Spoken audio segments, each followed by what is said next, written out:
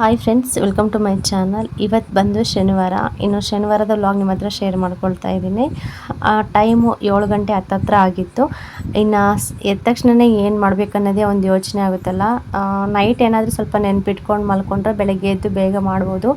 ಇನ್ನು ಬೆಳಗ್ಗೆನೇ ಮಾಡಬೇಕು ಏನಾದರೂ ಯೋಚನೆ ಮಾಡಿ ಹುಡ್ಕೊಂಡು ಅಂತಂದರೆ ಕಷ್ಟ ಆಗುತ್ತೆ. ಇನ್ನು ಸಾಂಬಾರಾಗಲಿ, ಟಿಫನ್ ಐಟಮ್ ಆಗಲಿ, ಏನೇ ಆಗಲಿ ಏನು ಮಾಡೋದು, ಏನು ತರಕಾರಿ ಇರಲಿಲ್ಲ. ಅದಕ್ಕೆ ಇನ್ನು ಶೇಂಗಾ ಬೀಜ ಕೂಡ ಇರಲಿಲ್ಲ. ಇನ್ನು ಚಿಕ್ಕಮ್ಮರ ಮನೆಯಲ್ಲಿ ಒಂದು ಸ್ವಲ್ಪ ಕಡಲೆಕಾಯಿ ಇತ್ತು, ಅದು ಕೂಡ ಸ್ವಲ್ಪ ಚಿಕ್ಕದು. ಅದಕ್ಕೆ ಇನ್ನು ಸಹನ ಕೊಟ್ಟೆ, ಒಂದು ಸ್ವಲ್ಪ ಚಿತ್ರಾನ್ನ ಆದರೂ ಮಾಡೋಣ, ಚಿತ್ರಾನ್ನಕ್ಕೆ ಶೇಂಗಾ ಬೀಜ ಇದ್ರೆ ಚೆನ್ನಾಗಲ್ವಾ, ಅದಕ್ಕೆ ಒಂದು ಸ್ವಲ್ಪ ಸುಲ್ಕೊಡಮ್ಮ ಅಂತ ಹೇಳಿದೆ. ಅವಳಿನ್ನು ಟಿ ವಿ ನೋಡ್ಕೊಂತ ಸ್ವಲ್ಪ ಸುಲಿತಾ ಇದ್ಲು. ಇನ್ನು ನಮ್ಮ ಗುಂಡ ಎದ್ದ ತಕ್ಷಣವೇ ಸ್ವಲ್ಪ ಬ್ರೆಡ್ ಇತ್ತು ಮನೆಯಲ್ಲಿ. ಯಾವಾಗಲೂ ತರಿಸಲ್ಲ, ಯಾವಾಗನ್ನ ಒಂದು ಟೈಮ್ ತರಿಸ್ತಿರ್ತೀನಿ, ಜಾಸ್ತಿ ತರಿಸೋದಿಲ್ಲ. ಇನ್ನು ಯಾಕೋ ಗೊತ್ತಿಲ್ಲ, ನೆನೆಸ್ಕೊಂಡು ನಮ್ಮ ಬ್ರೆಡ್ಡು ಕಾಫಿ ಬೇಕು ಅಂತ ಕೇಳ್ದೆ. ಇನ್ನು ಟೀ ಕೂಡ ಇತ್ತಲ್ವ, ಇನ್ನು ಸ್ವಲ್ಪ ಬ್ರೆಡ್ ಒಂದು ತಿನ್ನಿಸ್ದೆ. ಟೀ ಕುಡಿಯಲ್ಲ, ಬ್ರೆಡ್ಡಲ್ಲಿ ಅರ್ಧಿ ತಿನ್ನಿಸಿದ್ರೆ ಆರಾಮ್ಸೆ ತಿಂತಾನೆ. ಸ್ವಲ್ಪನೇ ತಿಂದಿದ್ದು, 1-2 ಪೀಸ್ ಅಷ್ಟು ತಿಂದ ಅಷ್ಟೇ.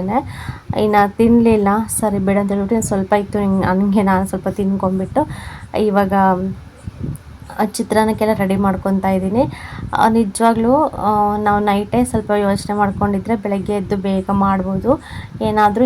ಇಲ್ಲ ಬೆಳಗ್ಗೆನೇ ಎದ್ಬಿಟ್ಟು ಸಾಂಬಾರು ಏನು ಮಾಡೋದು ಅಂತ ಹುಡ್ಕೊಂಡು ಕೂತ್ಕೊಂಡ್ರಂತೂ ಟೈಮೇ ಆಗಿಬಿಡುತ್ತೆ.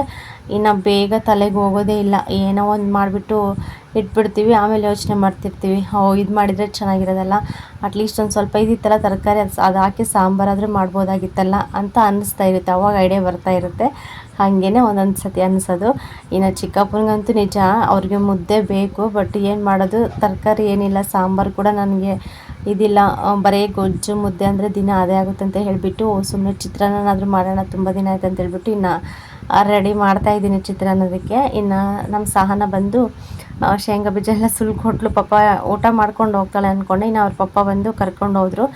ಇನ್ನು ಸ್ಕೂಲಲ್ಲೇನೋ ಫೋಟೋ ಅದೇನೋ ತೆಗಿತಾರೆ ಅಂತ ಹೇಳಿಬಿಟ್ಟು, ಮತ್ತು ಸರಿ ಬಿಡು ಅಂತ ಹೇಳ್ಬಿಟ್ಟು ಇನ್ನು ಸಂಜೆಗೂ ಆಗುತ್ತೆ ಗೊಜ್ಜು ಅಂತ ಹೇಳಿಬಿಟ್ಟು ಇನ್ನು ಸ್ವಲ್ಪ ಜಾಸ್ತಿನೇ ಮಾಡಿದೆ. ಮಕ್ಕಳು ಬರ್ತಾರೆ ಅನ್ನೋಗೋಸ್ಕರ ಮಾಡಿದೆ. ನಮ್ಮ ರೋಜಾ ಬಂದು ಬರ್ತೀನಿ ಹುಡುಗರನ್ನ ಕರ್ಕೊಂಡು ಅಂತ ಹೇಳಿದ್ದು. ಇನ್ನು ಬಂದರೆ ಅವ್ರಿಗೂ ಆಗುತ್ತೆ ಅಂತ ಹೇಳ್ಬಿಟ್ಟು ನಾನು ಸ್ವಲ್ಪ ಜಾಸ್ತಿನೇ ಅನ್ನ ಮಾಡಿದ್ದೆ. ಅವಳು ಬರಲಿಲ್ಲ. ಸರಿ ಬರ್ತಾಳೋ ಇಲ್ಲ ಅಂತ ಒಂದು ಡೌಟ್ ಮೇಲೆ ಇನ್ನು ಎಲ್ಲ ಕೂಡ ಕಟ್ ಮಾಡ್ಕೊಂಡಿದ್ನಲ್ವ, ಈರುಳ್ಳಿ ಟೊಮೊಟೊ ಎಲ್ಲ ಕೂಡ ಇನ್ನು ಎಲ್ಲ ಹಾಕ್ಬಿಟ್ಟು ಇವಾಗ ನೀಟಾಗಿ ಗೊಜ್ಜು ಮಾಡ್ತಾಯಿದ್ದೀನಿ. ಇನ್ನು ಅನ್ನ ಬಂದು ಮುಂಚೆನೇ ಮಾಡಿಟ್ಟಿದ್ದೆ, ಒಂದು ಬೇಸನ್ಗೆ ಸ್ವಲ್ಪ ನೀಟಾಗಿ ಆರ್ಕೊಳ್ಳಿ ಅಂತ ಹೇಳಿಬಿಟ್ಟು ಮುಂಚೆನೇ ಎಲ್ಲ ಇದರಲ್ಲಿ ಹಾಕಿ ಇಟ್ಟಿದ್ದೆ. ನಾವು ಬಂದು ಸೊಸೈಟಿ ಅಕ್ಕಿನ ಯಾವಾಗಲೂ ಕೂಡ ಯೂಸ್ ಮಾಡೋದು. ಪ್ರತಿಯೊಂದು ತಿಂಡಿಗೂ ನಾನು ಇದನ್ನೇ ಯೂಸ್ ಮಾಡ್ತಿರ್ತೀನಿ. ಬೇರೆ ಸಪ್ರೇಟು ಮಸೂರಿ ಅಕ್ಕಿ, ಬಾಸ್ಮತಿ ರೈಸದಲ್ಲಿ ಏನು ಯೂಸ್ ಮಾಡೋದಿಲ್ಲ. ಯಾವಾಗಲೂ ಕೂಡ ಒಂದೇ ಥರ ಅಕ್ಕಿನೇ ಅಲ್ವಾ ತಿನ್ನೋದು. ಇದನ್ನೇ ಸ್ವಲ್ಪ ಉದ್ರುದ್ರಾಗಿ ಮಾಡಿಕೊಂಡ್ರೆ ಚೆನ್ನಾಗಿರುತ್ತೆ. ಇಲ್ಲಾಂದರೆ ಸ್ವಲ್ಪ ಬಿಸಿ ಇರುವಾಗಲೇ ಚಿತ್ರಾನ್ನ ಕಲಿಸ್ಬಿಟ್ರಂತೂ ಒಂಥರ ಮೆತ್ತಗಿರುತ್ತೆ. ಫ್ರೆಂಡ್ಸ್, ಈಗ ಬೆಲ್ಲ ತರಿಸಿದ್ದೆ, ಮಕ್ಕಳಿಗೆ ಸ್ವಲ್ಪ ಗಂಜಿ ಮಾಡಿಕೊಡೋಣ ಅಂತ ಹೇಳಿ. ಇನ್ನು ಒಂದು ಅಷ್ಟು ಬೆಲ್ಲ ಹಾಕಿದ್ದೀನಿ. ಇಲ್ಲಿ ಸ್ವಲ್ಪ ರವೆ ತೊಗೊಂಡಿದ್ದೀನಿ, ಇದಿಷ್ಟು ಕೂಡ ಹಾಕಲ್ಲ, ಇದರಲ್ಲಿ ಸ್ವಲ್ಪ ತೊಗೊಂಡಿದ್ದೀನಿ.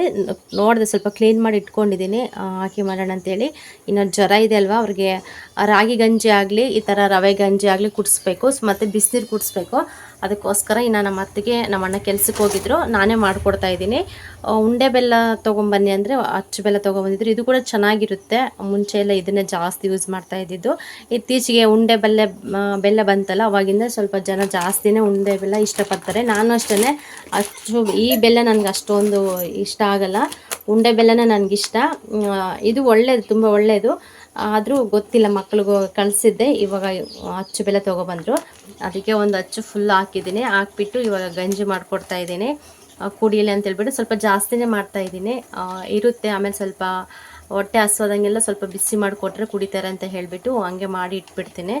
ರಾಗಿ ಗಂಜಿ ತುಂಬ ಚೆನ್ನಾಗಿರುತ್ತೆ, ಬಟ್ ಅವ್ರಿಗೆ ಅಭ್ಯಾಸ ಇಲ್ಲ ಅನಿಸುತ್ತೆ ರಾಗಿ ಗಂಜಿ ಕುಡಿಯೋದು. ಅದಕ್ಕೆ ಈ ಗಂಜಿನೇ ಮಾಡಿಕೊಡು ಅಂತ ಹೇಳಿದ್ರು, ಅದಕ್ಕೆ ಇದನ್ನೇ ಮಾಡಿಕೊಡ್ತಾಯಿದ್ದೀನಿ. ಈಗ ಇನ್ನು ಒಳಗಡೆ ಆಟ ಆಡ್ಕೊಂಡಿದ್ದಾರೆ, ಅವರಿಗೆ ಸ್ವಲ್ಪ ನೋಡ್ಕೋಬೇಕು. ಬನ್ನಿ ಫ್ರೆಂಡ್ಸ್, ನೆಕ್ಸ್ಟ್ ಸಿಗ್ತೀನಿ. ಇನ್ನು ಒಂದು ಕಡೆ ಗಂಜಿಗೆ ಇಟ್ಕೊಂಡು ಒಂದು ಕಡೆ ಚಿತ್ರಾನ್ನ ಕೂಡ ಕಲಿಸ್ಬಿಟ್ಟೆ. ಇನ್ನು ಚಿಕ್ಕಪ್ಪ ಕೂಡ ಬಂದಿದ್ದರು ಊಟಕ್ಕೆ. ಇನ್ನು ಅದಕ್ಕೋಸ್ಕರ ಒಂದು ಕಡೆ ಅದು ಮಾಡಿಕೊಂಡು ಒಂದು ಕಡೆ ಅನ್ನ ಕೂಡ ಕಲಸಿಟ್ಟೆ. ನೋಡ್ತಾ ಇರ್ಬೋದು ರೇಷನ್ ಅಕ್ಕಿ ಅಂತ ಸೊಸೈಟಿ ಅಕ್ಕಿ ಅಂತ ಅನಿಸೋದೇ ಇಲ್ಲ, ಅಷ್ಟು ಚೆನ್ನಾಗಿ ಉದ್ರುದ್ರಾಗಿ ನೀಟಾಗಿತ್ತು. ಇನ್ನು ಟೇಸ್ಟ್ ಮಾತ್ರ ತುಂಬ ಚೆನ್ನಾಗಾಗಿತ್ತು. ಇದಕ್ಕೆ ಒಂದು ಸ್ವಲ್ಪ ಹುಣಸೆ ಹುಳಿ ಆದರೂ ಇಲ್ಲ ಒಂದು ನಿಂಬೆಹಣ್ಣಾದರೂ ಹಿಂಡಿದ್ರೆ ಇನ್ನೂ ಟೇಸ್ಟ್ ಚೆನ್ನಾಗಿರೋದು, ಬಟ್ ಇರಲಿಲ್ಲ. ಸರಿ ಬಿಡು ಅಂತ ಹೇಳ್ಬಿಟ್ಟು ಸ್ವಲ್ಪ ಜಾಸ್ತಿನೇ ಗೊಜ್ಜೆಲ್ಲ ಹಾಕ್ಬಿಟ್ಟು ಇನ್ನು ಕಲಸಿ, ಇನ್ನು ಲಾಸ್ಟಲ್ಲಿ ಸ್ವಲ್ಪ ಕೊತ್ತಂಬರಿ ಸೊಪ್ಪೆಲ್ಲ ಹಾಕ್ಬಿಟ್ಟು ನೀಟಾಗಿ ಮಿಕ್ಸ್ ಮಾಡಿಕೊಂಡೆ, ಚೆನ್ನಾಗಿರುತ್ತೆ ಅಂತ ಹೇಳಿ ಒಂದು ಬೇಷನ್ನಷ್ಟು ಕಲಸಿ ಇಟ್ಟಿದ್ದೆ. ಚಿಕ್ಕಮ್ಮ ಕೂಡ ಮಧ್ಯಾಹ್ನ ಬರ್ತೀನಿ ಕೆಲಸದಿಂದ ಅಂತ ಹೇಳಿದರು. ಇನ್ನು ಬಂದರೆ ಅವರು ಕೂಡ ಸ್ವಲ್ಪ ತಿನ್ಕೊತಾರೆ ಅಂತ ಹೇಳಿಬಿಟ್ಟು ಇನ್ನು ಜಾಸ್ತಿನೇ ಸ್ವಲ್ಪ ಕಲಸಿ ಎತ್ತಿಡ್ತಾ ಇದ್ದೀನಿ. ಈ ಕಡೆ ಬಂದುಬಿಟ್ಟು ಇನ್ನು ಗಂಜಿ ಕೂಡ ರೆಡಿ ಆಯಿತು. ಸ್ವಲ್ಪ ಅಂದರೆ ಸ್ವಲ್ಪ ತೆಳು ಮಾಡಬೇಕು, ರವೆ ಗಂಜಿ ಆಗಲಿ ಇಲ್ಲ ರಾಗಿ ಗಂಜಿ ಆಗಲಿ ತೆಳು ಮಾಡಿದ್ರೆ ಚೆನ್ನಾಗಿರುತ್ತೆ ಮಕ್ಕಳಿಗೆ ಕುಡಿಯೋದಕ್ಕೆ. ಅದಕ್ಕೆ ಈ ಥರ ಸ್ವಲ್ಪ ಮಾಡಿದೆ, ಚೆನ್ನಾಗಾಗಿತ್ತು. ಗಂಜಿ ಕೂಡ ಬೆಲ್ಲ ಎಲ್ಲ ಕೂಡ ಸೆಟ್ಟಾಗಿತ್ತು. ರವೆ ಎಲ್ಲ ಹಾಕಿದ್ಮೇಲೆ ಸ್ವಲ್ಪ ಚೆನ್ನಾಗಿ ಕುದಿ ಬಂದಮೇಲೆ ನೋಡಬೇಕು, ಯಾಕಂದರೆ ಮಕ್ಕಳು ಕುಡಿತಾ ಇರ್ತಾರಲ್ವ, ಸ್ವಲ್ಪ ರವೆ ಎಲ್ಲ ನೀಟಾಗಿ ಬೆಂದಿದೆಯೋ ಇಲ್ಲ ಅಂತ ನೋಡ್ಕೊಂಬಿಟ್ಟು ಇನ್ನು ಹಾಕ್ಕೊಡ್ಬೇಕು. ಇನ್ನು ಮಕ್ಕಳು ಕೂಡ ಮುಗೀತು ಗಂಜೆಲ್ಲ ಕುಡಿದ್ಬಿಟ್ಟು ಈಗ ಟಾಣಿಕೆಲ್ಲ ಕುಡಿತಾ ಇದ್ದಾರೆ. ನಿಜವಾಗ್ಲೂ ಮಕ್ಕಳದು ಇದು ಜಾಣ್ಮೆ ಅಂತಲೇ, ಸಖತ್ತು ಜಾಣ್ಮೆ ಮಕ್ಕಳದ್ದು ಮಾತ್ರ. ಇಷ್ಟೊಂದು ಜಾಣ್ಮೆ ಇದ್ದರೆ ಸಾಕು, ಎಷ್ಟೋ ಇದಾಗುತ್ತೆ. ಇಲ್ಲಿ ನಮ್ಮ ಗುಂಡ ಬಂದು ಅಂಗನವಾಡಿಗೆ ಹೋಗ್ಬೇಕಂತ ಹೇಳ್ಬಿಟ್ಟು ಇನ್ನು ಅಳ್ತಾ ಇದ್ದಾನೆ. ಇನ್ನು ನಮ್ಮ ಮೇಘನ ನಮ್ಮ ಹೇಮಂತ್ ಬಂದು ಟಾನಿಕ್ಕು ಸಿರಪ್ ಅಂದರೆ ಮಾತ್ರೆ ಎಲ್ಲ ಕೂಡ ತೊಗೊತಾ ಇದ್ದಾರೆ. ಈ ಥರ ಇದ್ಬಿಟ್ರಂತೂ ಇನ್ನು ಮಕ್ಕಳಿಗೆ ನಾವು ಹೇಳ್ಕೊಡೋ ಅವಶ್ಯಕತೆನೇ ಇರೋದಿಲ್ಲ. ಟೈಮ್ ಟು ಟೈಮ್ ಏನು ತಿನ್ನಬೇಕು ಮತ್ತು ಯಾವ ಟಾನಿಕ್ ಕುಡಿಬೇಕು, ಯಾವ ಮಾತ್ರೆ ನುಂಗಬೇಕು ಅಂತ ಎಲ್ಲ ಗೊತ್ತಿರುತ್ತಲ್ಲ, ಅವರೇ ತೊಗೊಂಡ್ಬಿಟ್ರು. ನಿಜವಾಗ್ಲೂ ಏನೋ ಒಂಥರ ನನಗೆ ನೋಡಿಬಿಟ್ಟು ಆಶ್ಚರ್ಯ ಆಯಿತು, ಎಷ್ಟು ಜಾಣ್ಮೆ ಮಕ್ಕಳಲ್ಲ ಅಂತೇಳ್ಬಿಟ್ಟು. ಕೆಲವರಂತೂ ಎಷ್ಟು ದೊಡ್ಡವರಾದರೂ ಕೂಡ ಮಾತ್ರೆ ನುಂಗಿಸ್ಬೇಕು, ಟಾನಿಕ್ ಹಾಕ್ಬೇಕಂದ್ರೆ ಅವ್ರನ್ನ ಒಂಥರ ಎಳ್ಕೊಬಂದು ಕುಂದಿಸ್ಕೋಬೇಕಾಗುತ್ತೆ, ಅಷ್ಟೊಂದು ಹಠ ಮಾಡ್ತಾ ಇರ್ತಾರೆ. ಜಪ್ಪಯ್ಯ ಅಂದರೂ ಕೂಡ ಮಾತ್ರೆ ಮತ್ತು ಟಾನಿಕ್ ಕುಡಿಯೋದಕ್ಕೆ ತುಂಬ ಹಠ ಮಾಡ್ತಾ ಇರ್ತಾರೆ.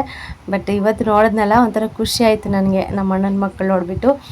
ಅವ್ರ ಆರೋಗ್ಯ ಅವ್ರಿಗೆ ಎಷ್ಟು ಇಂಪಾರ್ಟೆಂಟ್ ಅಲ್ಲ. ಅಪ್ಪ ಅಮ್ಮ ಎಲ್ದಿದ್ರು ಕೆಲ್ಸಕ್ಕೆ ಹೋಗಿದ್ರು ಕೂಡ ಅವ್ರ ಜವಾಬ್ದಾರಿ ಅವರು ಮರಿತಾ ಇಲ್ಲ. ಟೈಮ್ ಟು ಟೈಮ್ ನೋಡಿ ಊಟ ಗಂಜಿ ಕುಡಿದ್ರು, ಆಮೇಲೆ ಯಾವ್ದು ತೊಗೋಬೇಕು, ಯಾವ ಟ್ಯಾಬ್ಲೆಟ್ಸ್ ಯಾವ ಟಾನಿಕ್ ತೊಗೋಬೇಕಂತ ಅವ್ರಿಗೆ ಗೊತ್ತಿರುತ್ತಲ್ಲ, ಅದು ತೊಗೊಂಬಿಟ್ಟು ಇನ್ನು ಬಿಸಿನೀರೆಲ್ಲ ಸ್ವಲ್ಪ ಚೆನ್ನಾಗಿ ಕುಡಿದ್ಬಿಟ್ಟು ಇನ್ನು ನಮ್ಮ ಗುಂಡನ್ನ ಕರ್ಕೊಂಡು ಅಂಗನವಾಡಿಗೆ ಹೋದ್ರು.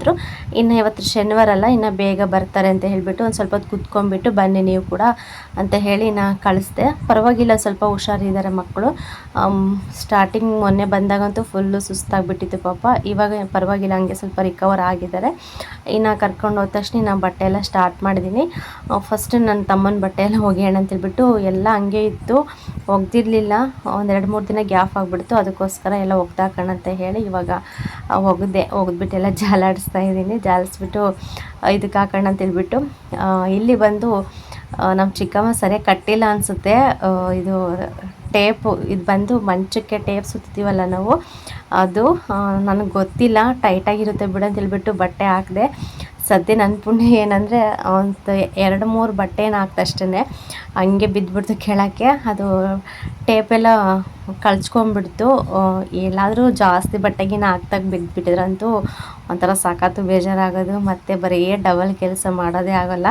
ಕೆಲವರಿಗೆ ತುಂಬ ಇರಿಟೇಷನ್ ಆಗಿಬಿಡುತ್ತೆ ಈ ಥರ ಬಟ್ಟೆ ಎಲ್ಲ ಹಾಕಿದಾಗ ಮಿಸ್ಸಾಗಿ ತಂತಿ ಆಗಲಿಲ್ಲ, ವೈರಾಗಲಿ ಹಗ್ಗಾಗಲಿ ಏನಾದರೂ ಕಳ್ಚ್ಕೊಂಡು ಬಿದ್ದುಬಿಟ್ರಂತೂ ನಿಜವಾಗ್ಲೂ ತುಂಬ ಕೋಪ ಬಂದುಬಿಡುತ್ತೆ. ಒಂದೊಂದ್ಸತಿ ಬಟ್ಟೆ ಗಿಟ್ಟೆಲ್ಲ ಬಿಸಾಡಿ ಹೋಗ್ಬಿಡೋಣ ಅನ್ನೋಷ್ಟು ಸಿಟ್ಟು ಬಂದುಬಿಡುತ್ತೆ. ಬಟ್ ಏನು ಮಾಡೋದಕ್ಕಾಗಲ್ಲ, ಎಷ್ಟೇ ಕೋಪ ಬಂದರೆ ಎಷ್ಟೇ ಇದು ಮಾಡಿದ್ರು ಕೂಡ ಒಂದು ಸ್ವಲ್ಪ ಹೊತ್ತು ಆಮೇಲೆ ನಮಗೆ ತಪ್ಪಲ್ಲಲ್ವ, ಮತ್ತೆ ಆ ಕೆಲಸ ನಾವು ಮಾಡ್ಕೊಳ್ಳೇಬೇಕಲ್ಲ. ಅದಕ್ಕೋಸ್ಕರ ನಾವೇ ಸ್ವಲ್ಪ ಸಮಾಧಾನ ಮಾಡಿಕೊಂಡು ಆಮೇಲೆ ಕೆಲಸ ಮಾಡ್ಕೋಬೇಕಾಗುತ್ತೆ. ಇವತ್ತು ಕೂಡ ನನಗೆ ಅದೇ ಥರನೇ ಆಗಿತ್ತು. ಇನ್ನು ಶರ್ಟು ಮತ್ತು ಪ್ಯಾಂಟು ಕೂಡ 3 ಒಂದೇ ಹತ್ರನೇ ಹಾಕಿದೆ. ನೋಡಿದೆ ಸ್ಟಾರ್ಟಿಂಗು ಸ್ವಲ್ಪ ಟೈಟಾಗಿ ಚೆನ್ನಾಗಿತ್ತು, ಬಿಡಂತ ಹೇಳಿಬಿಟ್ಟು ನಾನು ಇದು ಮಾಡಿದ್ರೆ ಬಿದ್ದೇ ಹೋಯ್ತು. ಇನ್ನು ಅಲ್ಲಿ ಮತ್ತೆ ಮರಳೆಲ್ಲ ಹಾಕ್ಬಿಟ್ಟಿದ್ದಾರೆ, ಸಖತ್ತು ಮರಳು. ಸದ್ಯ ಮತ್ತೆ ಹಂಗೆ ಬಕೆಟಲ್ಲಿ ಹಾಕ್ಬಿಟ್ಟು ನೀಟಾಗೆಲ್ಲ ಸ್ವಲ್ಪ ಇದು ಮಾಡಿಬಿಟ್ಟು ನೋಡಿದೆ, ಏನಾದರೂ ಸ್ವಲ್ಪ ಮಳ್ಪಳ್ಳಾಗಿ ಸ್ವಲ್ಪ ಕಲೆ ಆಗಿದ್ದರೆ ಮತ್ತೆ ಇನ್ನೊಂದು ಸತಿ ಬ್ರಷ್ ಹಾಕ್ಬಿಟ್ಟು ಉಜ್ಜೋಣ ಅಂತೇಳ್ಬಿಟ್ಟು ಎಲ್ಲ ನೋಡಿದೆ, ತಿರುಗಿಸಿ ಬಟ್ ಏನಿಲ್ಲ, ಮರಳ ಮೇಲೆ ಬಿದ್ದಿತ್ತಲ್ಲ ಅದು ಹಂಗೆ ಬಿಟ್ಕೊಂಡ್ಬಿಡ್ತು ಮರಳೆಲ್ಲ. ಸರಿ ಅಂತ ಹೇಳಿಬಿಟ್ಟು ಇನ್ನು ಹಂಗೆ ಜಾಲಿಸ್ತಾ ಇದ್ದೀನಿ. ಎಲ್ಲಾದರೂ ಸ್ವಲ್ಪ ಜಾಸ್ತಿ ಬಟ್ಟೆಗಿನ ಹಾಕ್ದಾಗ ಬಿದ್ದುಬಿಟ್ಟಿದ್ರಂತೂ ಮತ್ತೆ ಇನ್ನೊಂದು ಸತಿ ಬ್ರಷೆಲ್ಲ ಹಾಕ್ಬಿಟ್ಟು ಸೋಪ್ ಹಾಕಿ ಉಜ್ಜಿಬಿಟ್ಟು ಮತ್ತೆ ಜಾಲಿಸ್ಬೇಕಾಗಿತ್ತು. ಇನ್ನು ಬಿಸಿಲು ಕೂಡ ಸ್ವಲ್ಪ ಜಾಸ್ತಿ ಇತ್ತು, ಎಷ್ಟೊತ್ತಿಗೆ ಮುಗೀತಪ್ಪ ಅಂತ ಅನಿಸ್ಬಿಟ್ಟಿತ್ತು. ಬಟ್ಟೆ ಕೆಲಸ ಒಂದಾದರೆ ಸಾಕು, ಮನೇಲಿ ಸ್ವಲ್ಪ ಕೆಲಸ ಬೇಗ ಮಾಡ್ಕೋಬೋದು ನಿಧಾನಕ್ಕಾದರೂ ಕೂಡ ಅಂತ ಹೇಳಿಬಿಟ್ಟು ಇನ್ನು ಬೇಗ ಇದು ಮಾಡ್ತಾಯಿದ್ದೀನಿ. ಇನ್ನು ಬಟ್ಟೆ ಎಲ್ಲ ಹಾಕ್ಬೇಕನ್ನೋದೇ ನನಗೆ ತಲೆನೇ ಓಡಲಿಲ್ಲ. ಇನ್ನು ಅಲ್ಲಿ ಸದ್ಯ ಕುರ್ಚಿ ಇತ್ತು, ಇನ್ನು ಕುರ್ಚಿ ಹೇಳ್ಕೊಬಂದು ಅದ್ರ ಮೇಲೆಲ್ಲ ಸ್ವಲ್ಪ ಜಾಲ್ಸಾಡಿ ಎಲ್ಲ ಹಾಕ್ತಾಯಿದ್ದೀನಿ ನೀಟಾಗಿ.